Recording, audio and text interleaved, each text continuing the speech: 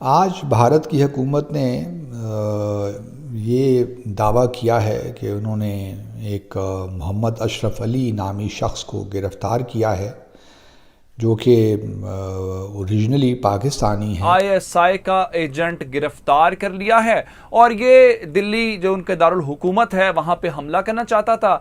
इसका ताल्लुक भी बताया पाकिस्तान की किस जगह से है, ये कब से है और इससे क्या कुछ बरामद हुआ है। लेकिन पिछले कई सालों से 15-16 सालों से वो भारत में मुकीम है और कई दहशतगर्दी की कार्रवाइयों में मुलव्विस रहा है। दिल्ली से एक आदमी पकड़ा गया है और कहा जा रहा है वो 15 साल से दिल्ली में रह रहा था और उसे भी पाकिस्तानी सिटीजन बताया जा रहा है। जो भी इसके हैंडलर्स हैं वो इसको पैसा भी प्रोवाइड करते रहे, इसको असलहा भी देते रहे। हेलो फ्रेंड्स, जय हिंद। हिंदुस्तान स्पेशल में स्वागत। बड़ी खबर निकलकर सामने आ रही है कि दिल्ली पुलिस के स्पेशल सेल ने मंगलवार को आईएसआई के एक एजेंट को गिरफ्तार किया है। इसका नाम मोहम्मद अशरफ बताया जा रहा है। मोहम्मद अशरफ से की गई पूछताछ में उसने कई खुलासे किए हैं। साल 2011 में हाई कोर्ट के बाहर जो ब्लास्ट हुए थे, उस दौरान इसने ही हाई कोर्ट की रेकी की थी। दिल्ली पुलिस ने बताया कि ये आईएसआई एजेंट लंबे समय से फर्जी आईडी बनाकर भारत में रह रहा था और एक स्लीपर सेल की तरह काम कर रहा था। स्पेशल सेल के मुताबिक इस एजेंट को आईएसआई ने बांग्लादेश के रास्ते से भारत भेजा था। ये सिलीगुड़ी से भारत में दाखिल हुआ था। 40 साल का ये शख्स दिल्ली में मौलाना बनकर झाड़ फूक का काम भी करता था।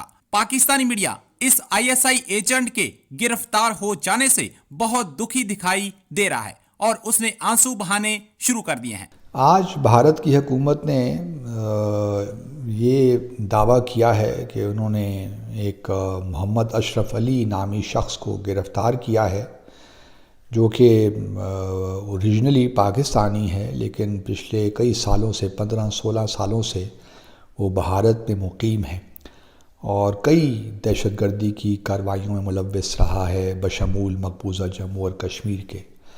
बकौल भारत की हुकूमत के ये जो शख्स है अशरफ अली, इसने भारत में कुछ अर्सा शादी भी की ताकि भारत की शहरियत हासिल कर सके और इसको जो भी इसके हैंडलर्स हैं वो इसको पैसा भी प्रोवाइड करते रहे, इसको असलहा भी देते रहे और अभी तहकीकात हो रही हैं और मज़ीद मालूमात भी शेयर की जाएंगी। भारत पहले दुनिया को ये बताना चाहता है कि पाकिस्तान क्रॉस बॉर्डर टेररिज्म में मुलव्विस है और वो भारत को गैर मुस्तहकम करना चाहता है।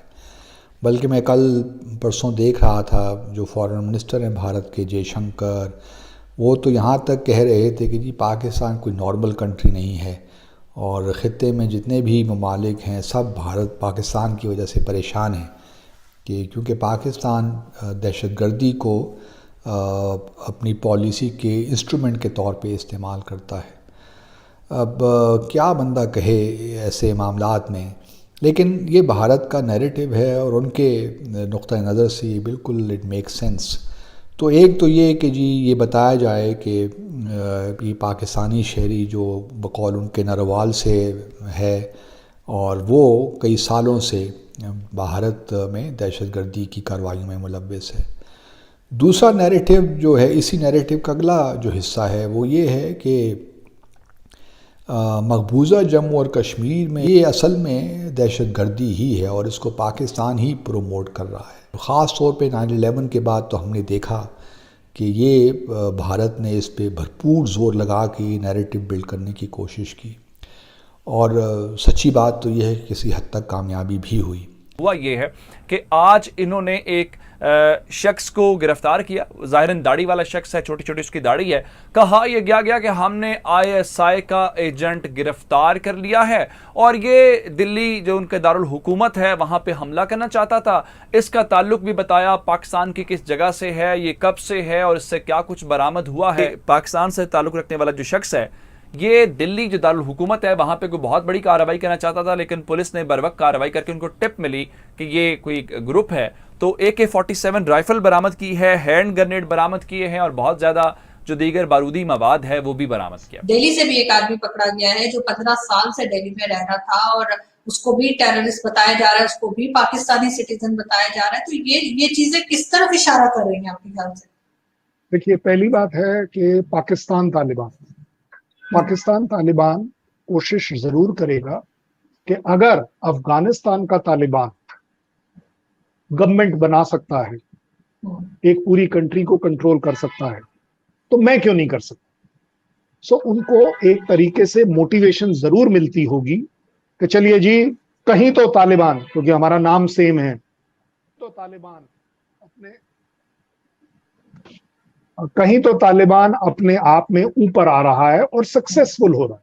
So that way I will tend to agree कि चाहे गलत है चाहे सही है, वो एक अलग बात हो जाएगी कि पाकिस्तान तालिबान जो है वो अपने सिर उठाने की कोशिश करेगा, रिस्पेक्ट को अपने आप सेल्फ क्लेम करेगा कि देखिए जी हम भी हैं, छाती चौड़ी करने की कोशिश करेगा।